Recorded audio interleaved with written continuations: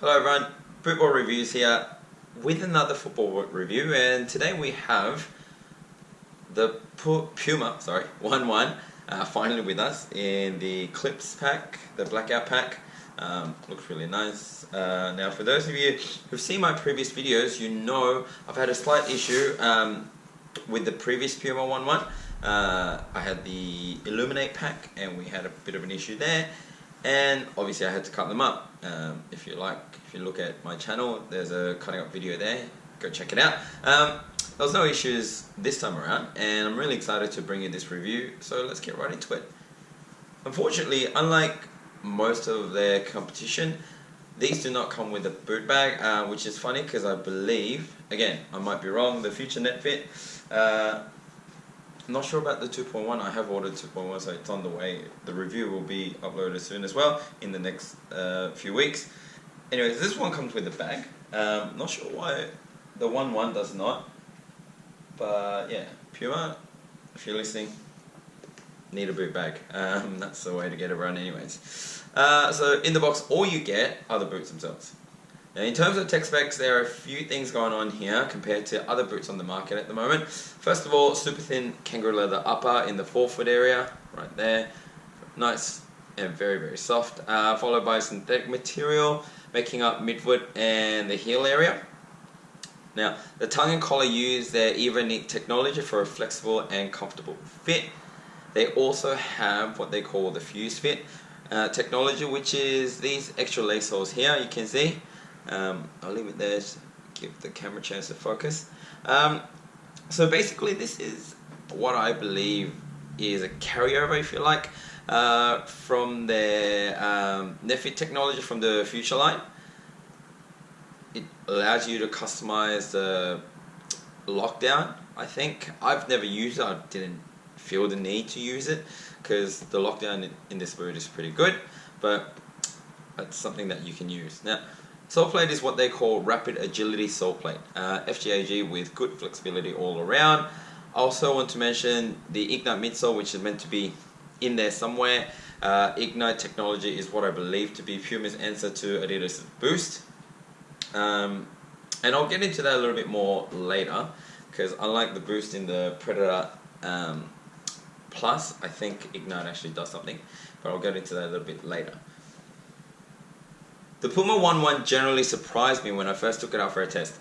Due to the issue I had with the previous pair, I was obviously worried, but it all actually went out the window when I tested this out and after my first session. The leather in the forefoot was super soft, and it molded to my feet fairly quickly. But the midfoot is tight fitting and it holds in really nicely. I think that's the way I like it. The way I like my boots to feel, I do like them tight around this area, the midfoot and the heel, like a speed boot, but because I have super wide feet, I would like some leather, and thin leather, not too thick, and just for it to mold. My go-to pair usually is the Mizuno Morelli Neo 2, which is like a hybrid leather speed boot, and these do feel very similar.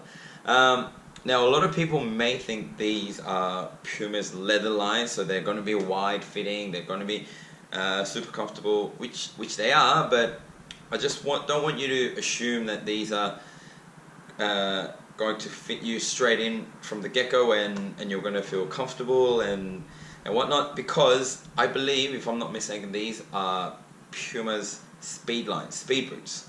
So this is Speed Silo. Back when Puma 17.1 came out, their headline model for the boot was Antoine Griezmann. Griezmann being a forward/winger, they tend to get given speed boots. This was one of them, and the idea was they had leather from midfoot forward, and it was meant to be an all-in-one boot. The touch, the comfort, I guess the lightweight for speed, hence being called the Puma 1, as in all-in-one. This is obviously 2 generations down, and Griezmann has moved on to the Future Silo, but these I think stayed as a speed boot. As I said, they do have a leather forefoot, but they also have the synthetic option if you like. They are tight fitting, but they are comfortable. I do think they live up to the name Puma 1. But yeah, a very, very, very nice boot. The leather will stretch at the front to help out with the fit, but they are an overall tight fitting shoe. So if you do have wide feet like me, don't just go and buy true to size before actually checking out the size. Go to a shop, go to a retail shop, go to a Puma store around you, try them on, suss it out before you go and order online.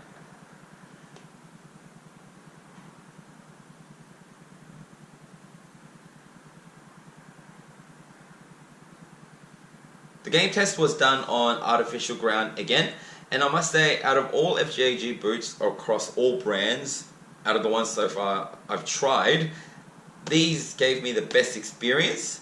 No stud pressure whatsoever, and great traction. Now with the stud pressure, I'm not sure if it is actually the stud pattern or, as I said earlier, the Ignite midsole. I've never tried a laceless Predator with the Boost insole or Boost midsole even, but I have tried the Boost technology in these because they're a top of the line remake. They do give me this Boost insole, and I'm not sure if you can see, but you can see the Boost is included in the midsole as well. Anyways, I didn't feel this at all, although I'm a big fan of the Boost technology. A lot of my daily shoes are Ultra Boost and other models with Boost as a sole, but when it comes to football boots, I've never actually felt it. Whereas, come to think of it, I think the Ignite technology might have something to do with me not feeling any stud pressure at all on artificial ground. I might be wrong. Again, this is purely my personal experience, but these gave me the best AG experience. When I've tried them on FG, they're perfectly fine, obviously. So if you play on both FG and artificial grass, look into Puma. Nefit has obviously a similar stud pattern as well, so I'm sure they'll do well as well. But Puma 1-1, very, very good for both grounds. Since I have tested these have been my go-to boots as a backup pair when I go out to test new boots. When I go in games, when I'm not testing, I would wear these boots. I did mention obviously early in the video, Morelli Neo 2 is also a go-to boot for me, but these have since overtaken them, just because obviously these newer, I like to try new stuff, and also the EVO-Knit tongue, which stretches well for my high arch, so it fits really well, and yeah, again, I highly do recommend Puma 1-1s if you do have wide feet, if you like what you've heard so far. Anyways guys, what we'll do now is we'll quickly show you how these look like on feet, and I'll move on to the final thoughts of the Puma 1-1. So here are the Puma 1-1 on feet. The blackout Eclipse back looks stunning in my opinion, but then again, what blackout boots doesn't?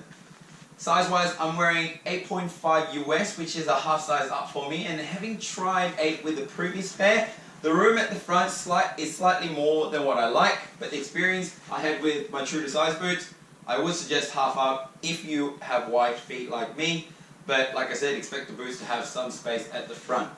The Puma 1-1 is an amazing boot if you like leather speed hybrid boots, such as like a Mizuno Morelli Neo. Tight fitting, but still very comfortable boots. The leather at the front is very, very soft. I'm not sure if that comes across on the video. And really, they have been my favorite pair to wear for the last few weeks. Anyways guys, that is it for my review today. I hope you've enjoyed this video. Honestly, if you'd like to get away from Adidas or Nike, give Puma a go because they are killing it right now with their boot game. Smash the like button if you enjoy this. If you like my videos or are looking for a dedicated wide feet / high arch foot reviews, please subscribe to my channel. It will really help me get more videos out to you. Comment below for any questions or opinions. Thanks as always, and I'll see you in the next review.